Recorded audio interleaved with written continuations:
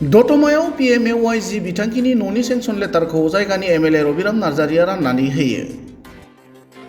आसामनि गिबि मन्थ्रि डक्टर हिमन्त बिश्व शर्माया दिनै सोरखारि PMAYG बिथांखिनि न' मोनगिरिफोरनो सेंसन लेटार राननाय हाबाफारिखौ मावफुंनानै होयो।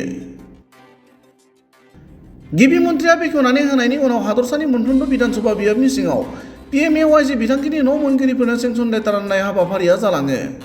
बेबादिनो क'क्राझार जिल्लानि दतमायावबो जायगानि MLA रबिराम नार्जारि बिथाङा PMAYG न' मोनगिरिफोरनो सेंसन लेटारखौ राननानै होयो।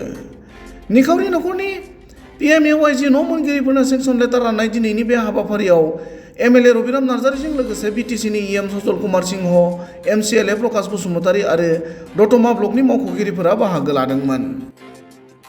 प्रथमे आमार अखমৰ माननीय मुख्यमंत्री কৰ্মশ্ৰী বলিষ্ঠ এজন আমাৰ অসমৰ জননেতা ডক্টৰ হিমন্ত বিশ্ব শৰ্মা ডাঙৰীয়া দেৱলৈ ধন্যবাদ দিছোঁ। PNRD মন্ত্ৰী আমাৰ ৰঞ্জিত দাস ডাঙৰীয়া দেৱলৈ ধন্যবাদ দিছোঁ। আৰু আমি কি কয় আমাৰ এই ভাৰতৰ প্ৰধানমন্ত্ৰী মাননীয় নৰেন্দ্ৰ মোদী ডাঙৰীয়া দেৱক ধন্যবাদ দিছোঁ। কিয়নো তেখেতসকলে ভাৰতীয় নাগৰিকৰ সবৰে যাতে এটা এটা ভাল ঘৰ হয় সেই উদ্দেশ্যেৰে আজি PMAY ঘৰ যেটো আঁচনি দিয়াৰ ব্যৱস্থা কৰিলে। ইয়াৰ অধীনতে আজি আমাৰ গোটেই অসমত যিবিলাকৰ ঘৰ নাই পোৱাৰ যোগ্য যিসকল আছে এই সকলক টোটেল 3,88,000 আমাৰ নতুনকৈ PMAY ঘৰ ইয়াৰ যিসকল হিতাধিকাৰী আছে তেখেতসকলক আনুষ্ঠানিকভাৱে এটা চেৰিমনিয়েল চেংচন লেটাৰ ডিষ্ট্ৰিবিউচনৰ প্ৰগ্ৰাম যে লোৱা হৈছে ইয়াৰ লগতে সংগতি ৰাখি আমাৰ 126টা জিলা আমাৰ কি কয় এছেম্বলি যিবিলাক সমষ্টি আছে এই সমষ্টিবিলাকতো এই প্ৰগ্ৰামটো আজি ল'বলৈ দিয়া হ'ল।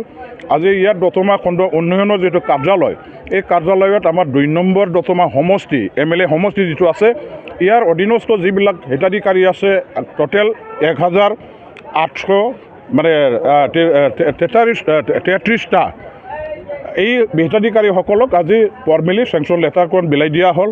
এই চেংচন লেটাৰ বিলোৱাৰ আমাৰ যেটো কাৰ্যসূচী মোৰ লগত আমাৰ মানে গেষ্ট বনাৰ হিচাপে BTCৰ কাৰ্যবাহী সদস্য মানে সজল সিং ডাঙৰীয়া তেখেতেও একেলগে অংশগ্ৰহণ কৰিলে আৰু মোৰ লগত এতিয়া MCLA প্ৰকাশ বসুমতাৰী তেখেতেও আছে। আজি ইমান বিপুলভাৱে হিতাধিকাৰীসকলে আহি পেলাই যে অংশগ্ৰহণ কৰিছে তেখেতসকলে খুব আনন্দৰে নিজৰ নিজৰ যিবিলাক অনুমোদন পত্ৰ সংগ্ৰহ কৰিছে গ্ৰহণ কৰিছে।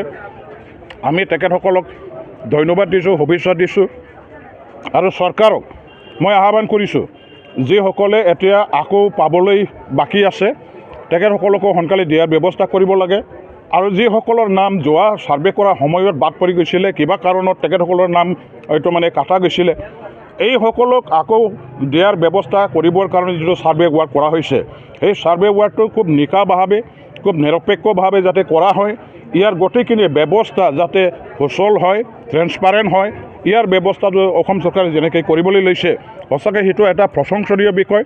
আৰু ঠিক তেনেকৈ আমাৰ ব্লকবিলাকৰ অফিচাৰ আৰু ইয়াৰ লগত জড়িত থকা ব্যক্তিসকলকো এই নীতিৰে মানে কি কয় নিৰপেক্ষ মানে নিকা এইবিলাক মানে উদ্ধাৰ নীতিৰে যাতে কাম কৰে সেইটো সদায় যাতে সফল হয় নজৰ ৰাখিবৰ কাৰণে মই আহ্বান জনাইছোঁ।